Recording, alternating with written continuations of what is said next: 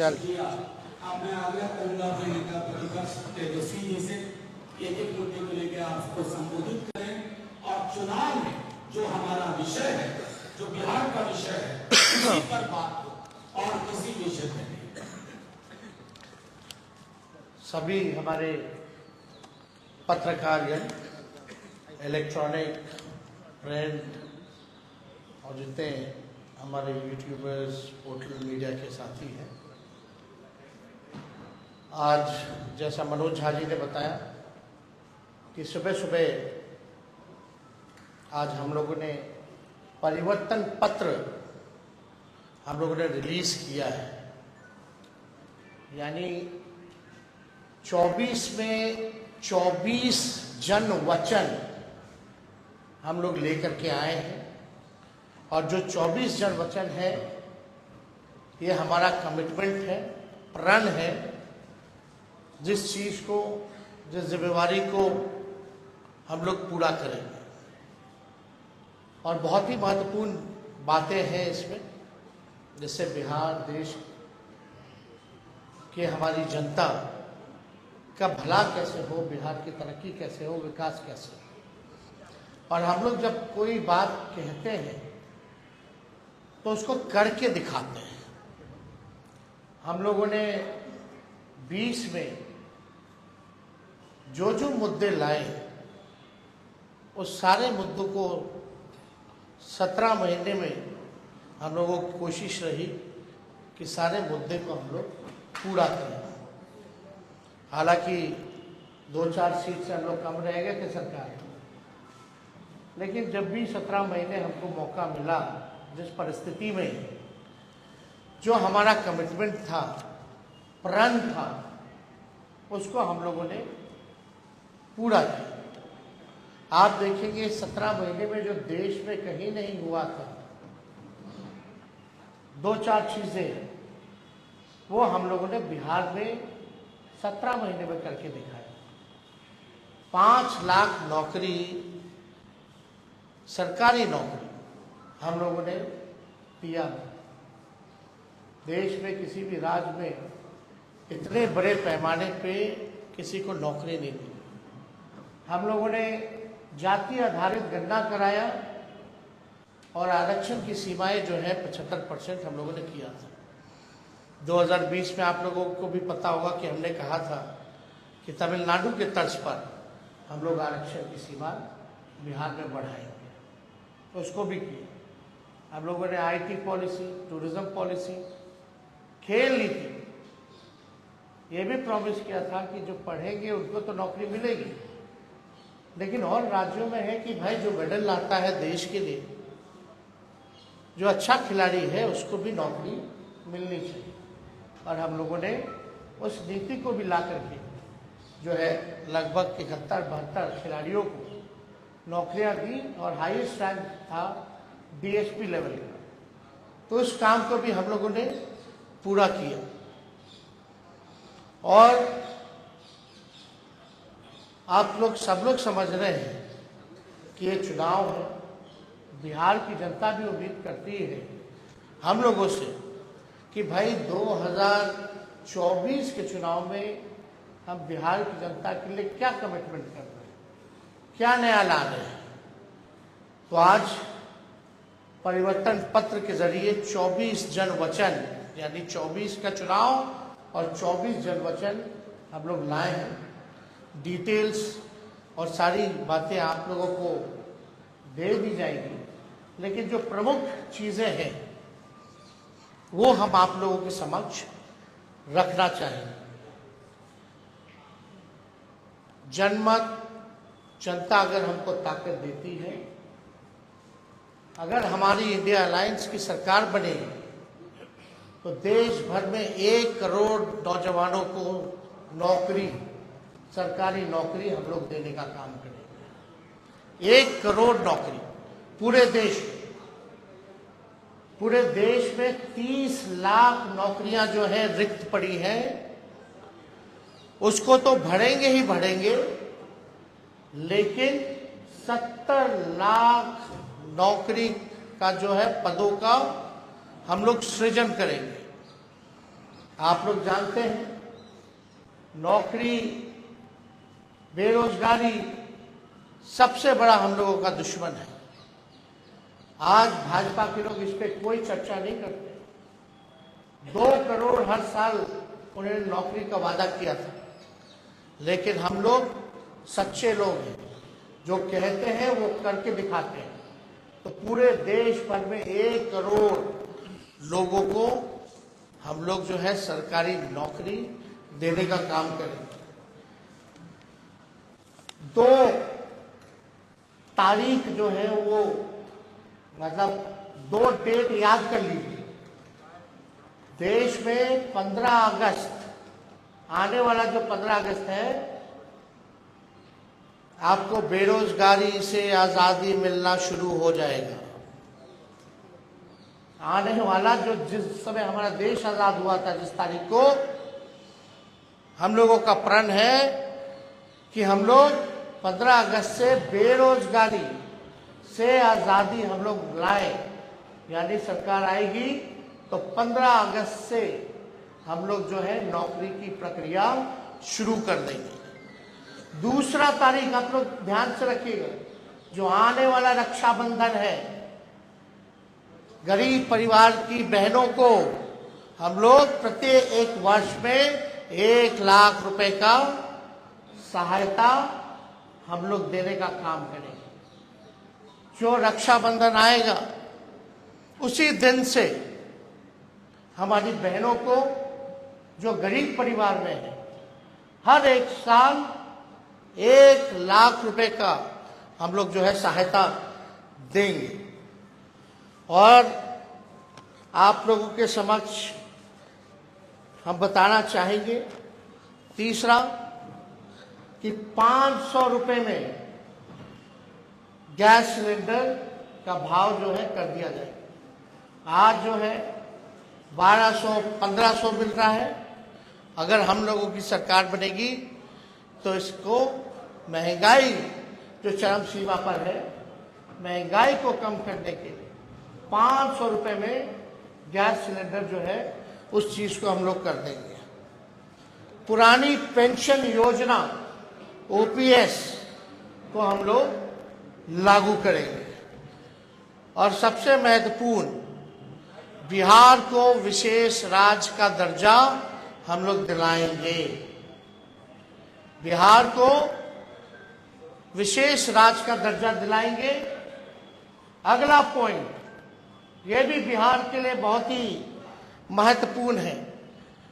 हमारी सरकार बनेगी तो बिहार में स्पेशल पैकेज अलग से हम लोग देंगे। तो मोदी जी वाला नहीं कि बंगाल से यूपी तक गैस लाइन, पाइपलाइन जा रहा है, जो बिहार का भाग है, उसका पार्ट जोड़ दिए, अब बोल दिए कि पैकेज में आ गया। नहीं, डेडिकेटेड स्पेशल पैकेज बिहार को हम लोग देने का काम करेंगे। 1,60,000 करोड़ का, 1,60,000 करोड़ का। अगर लोकसभा क्षेत्र वाइज इसको अगर हम बांटेंगे तो प्रत्येक 1 लोकसभा क्षेत्र में 4,000 करोड़ रुपए हम लोग हर लोकसभा क्षेत्र में देंगे।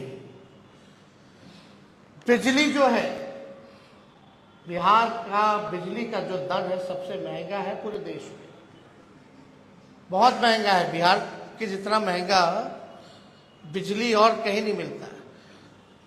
तो हम लोगों की सरकार बनेगी तो 200 यूनिट फ्री बिजली हम लोग बिहार की जनता को उपलब्ध कराने का काम करेंगे। और फसलों का, 10 फसलों का न्यूनतम समर्थन मूल्य एमएसपी जो है हम लोग दिलाएंगे।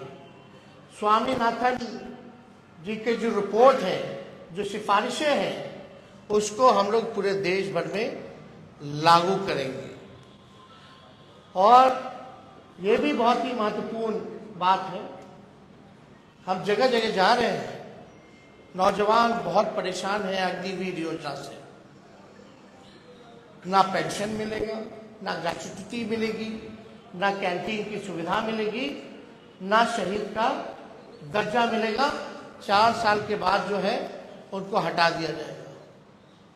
तो हमारी अगर सरकार बनेगी तो जो 4 वर्षीय अग्निवीर योजना है इसको हम लोग बंद करेंगे और ड्यूटी के दौरान शहीद अर्धसैनिक बलों जैसे सीआरपीएफ, आईटीबीपी, एसएसबी, सीआईएसएफ इत्यादि के जवानों को शहीद का दर्जा दिया जाएगा। तो ये बहुत ही महत्वपूर्ण बात है। पैरामिलिट्री फोर्स जितने हैं उन लोगों की लंबे अरसे से डिमांड रही है कि भाई ड्यूटी के दौरान अगर शहीद होता है हमारा जवान तो उनको शहीद का दर्जा नहीं दिया गया है। तो हम लोग उन सारे पैरामिलिट्री फोर्सेस जितने हैं देश भर में उनको शहीद का दर्जा देंगे और 4 वर्षीय अग्निवीर जो योजना इन लोगों ने लाया है इसको समाप्त करेंगे और जैसे बहाली निकलती थी वैसी ही बहाली हम लोग निकलवाएंगे। बिहार में अच्छी कनेक्टिविटी हो उसके लिए 5 नए एयरपोर्ट हम लोग बनवाएंगे। पूर्णिया में, भागलपुर में, मुजफ्फरपुर में, गोपालगंज में और रक्सौल में, ताकि अच्छी कनेक्टिविटी जो है हम लोगों को दे सके। एयरपोर्ट बनेगा तो क्षेत्र जो है विकसित होगा, आगे बढ़ेगा। इसमें 5 नाम हम बता दें फिर से: पूर्णिया,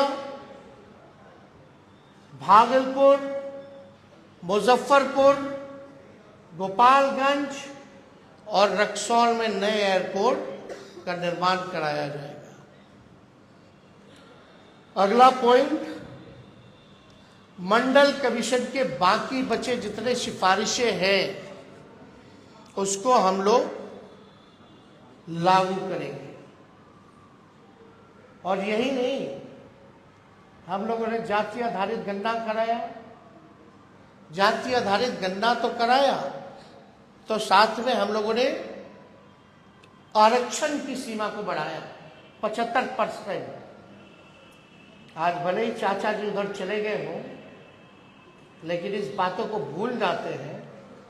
सचिवालय में सभी उनके मंत्रियों के साथ हम भी डिप्टी सीएम थे, हम लोगों ने प्रेस कॉन्फ्रेंस किया था और भारत सरकार को कैबिनेट ने सिफारिश भी की थी कि भाई जो आरक्षण की सीमा हम लोगों ने बढ़ाया है बिहार में, जिसमें अति पिछड़े का बढ़ा, स्वर्ण जाति भाइयों के जो गरीब भाई हैं उनका 10% जो था वो रह गया, अति पिछड़ों का, दलितों का, आदिवासी भाइयों का यानी 75% जो आरक्षण बढ़ा उसको हम लोग शेड्यूल 9 में डालेंगे।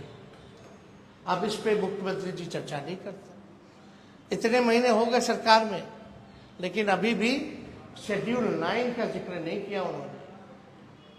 और आप देखिएगा इसी वजह से कोई भी कोर्ट चला जाता है और इसी देरी के कारण जानबूझ के विलंब किया गया भाजपा के द्वारा ताकि कोई ना कोई ये पीछे से कोर्ट में भिजवा करके इस आरक्षण की सीमा को खत्म कर दे। तो हमारी सरकार बनेगी तो जो आरक्षण जो हम लोगों ने बढ़ाया है उसको शेड्यूल 9 में हम लोग करेंगे। बिहार में औद्योगिकरण को बढ़ावा भी दिया जाएगा और स्वास्थ्य का अधिकार जो है पूरे देश में उसको हम लोग लागू करेंगे ताकि फ्री में स्वास्थ्य सुविधा सभी लोगों को उपलब्ध हो जाए। तो ये ऐसे तो 24 वचन हैं, जन वचन, इसमें आप लोगों को हम बंटवा देंगे, मिलेंगे, लेकिन जो प्रमुख बातें थी इनमें से हम समझे कि आप लोगों के समक्ष इस बातों को रखें। तो आप समझ सकते हैं कि 15 अगस्त से बेरोजगारी से आज़ादी हम लोग लेकर के आएंगे। रक्षाबंधन में गरीब बहनों को हम लोग प्रत्येक एक वर्ष 1-1 लाख रुपया हम लोग देंगे। 200 यूनिट फ्री बिजली हम लोग देंगे। तो ये सारा काम हम लोग करने जा रहे हैं। तो अगर कुछ सवाल है तो आप लोग साथियों, एक मेरा आग्रह है कि ये डेडिकेटेड प्रेस कॉन्फ्रेंस है। हमारे परिवार आपके जो सवाल हो पूछे, क्योंकि ये डेडिकेटेड प्रेस कॉन्फ्रेंस है। आप एक बात समझिए, कांग्रेस के लोगों ने अपना घोषणा पत्र जारी किया और आज हम लोगों ने अपना परिवर्तन पत्र जो है वो आप लोगों के समक्ष रखा है। कांग्रेस पार्टी ने कहा है कि 30 लाख नौकरियां दी जाएंगी। मेरा मानना अच्छी बात है, लेकिन इसको हम लोग और मजबूती के साथ 70 लाख पद सृजन जो है किया जा सकता है। कैसे?